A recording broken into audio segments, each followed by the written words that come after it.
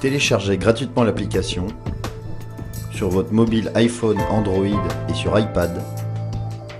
Profitez des recommandations et des analyses de nos spécialistes en direct. Et suivez en temps réel nos émissions depuis les réseaux sociaux.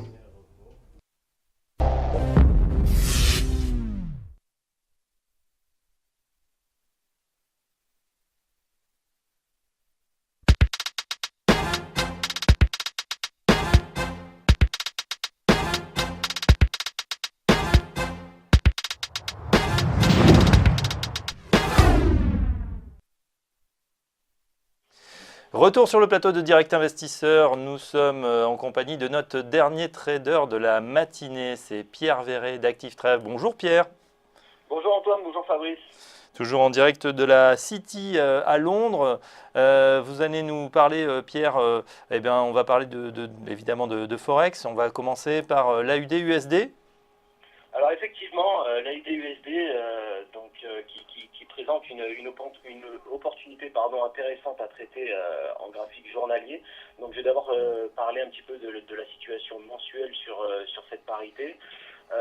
C'est vrai qu'après un fort repli finalement du dollar australien contre le dollar américain au sein d'une tendance haussière en graphique mensuel toujours, on peut constater que les prix sont actuellement en train de tester une zone de support. Donc une zone de support qui finalement, j'allais dire en termes de timing, on est vraiment sur un moment crucial car on sait tous que voilà, il faut vraiment 3 points de contact sur une zone de support pour qu'elle soit valide. Là actuellement on est sur ce fameux troisième point. Le premier point était aux alentours des 0,4850, le deuxième 0,6350 et là on se trouve actuellement autour des 0,77, 71, 72 environ. Voilà.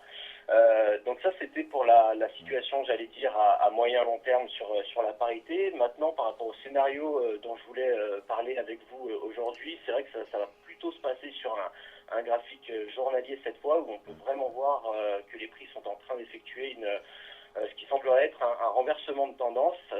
On peut constater, tel que je l'ai mis sur le graphique journalier, que les prix depuis la fin août 2014 évoluaient en dessous finalement d'une ligne de tendance baissière, une ligne de tendance baissière valide puisqu'on peut compter 1, 2, 3, 4, voire 5 points d'impact sur cette ligne de tendance baissière, donc sur cette résistance dynamique.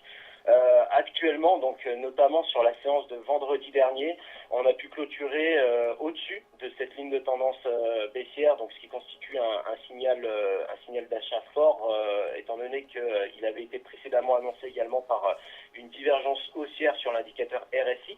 L'indicateur RSI, qui je le rappelle, n'est pas du tout en situation de surachat, mais est à peine en train de dépasser finalement la zone de vente à 50%.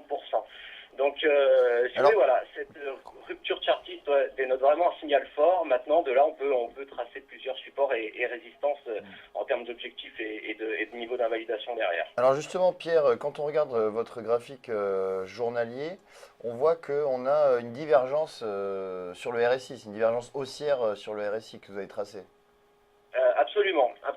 Donc c'est vrai que cette divergence avait commencé il y a un moment maintenant. Hein. Donc c'est vrai que les prix divergent globalement depuis la fin décembre, la fin d'année 2014.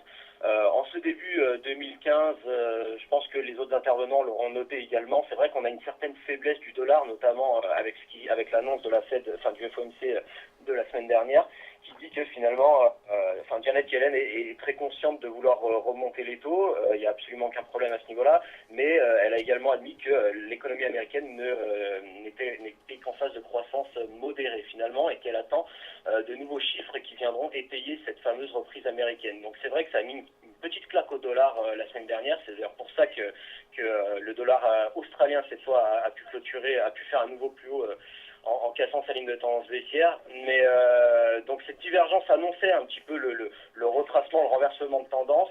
Avoir ce genre de divergence à l'approche d'une zone de support en graphique tel qu'on a pu l'avoir sur le graphique mensuel, c'est vrai que ça induit finalement un scénario vraiment haussier à exploiter derrière.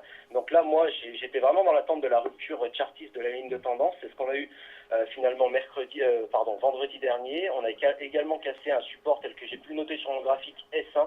C'est un support intermédiaire. Moi, voilà, si j'avais vraiment une recommandation à faire à ce niveau-là, gardez les positions longues ou ouvrez les positions longues tant que finalement le support S1 n'est pas cassé à la baisse. Sachant que finalement, personnellement, mon niveau d'invalidation se situera au niveau des 0,75-67 sur S2 et puis une première résistance à 0,79-87 avec une résistance majeure à 0,82-67 cette fois. Donc là, Pierre, pour résumer, on entre en position sur les cours actuels. On est aux alentours des 0,77-70.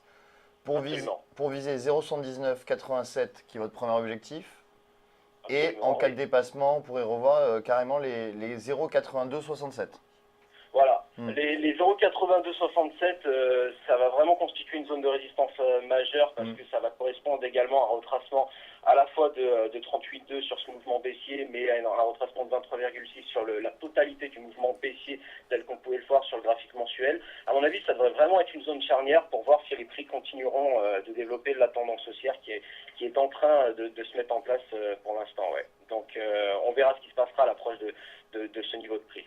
Très bien, merci beaucoup Pierre Verret en direct de Londres. Je rappelle que vous êtes conseiller marché chez UTEV et Active Trade. Tout de suite, une vidéo qui va nous expliquer quel est le langage de base du trading.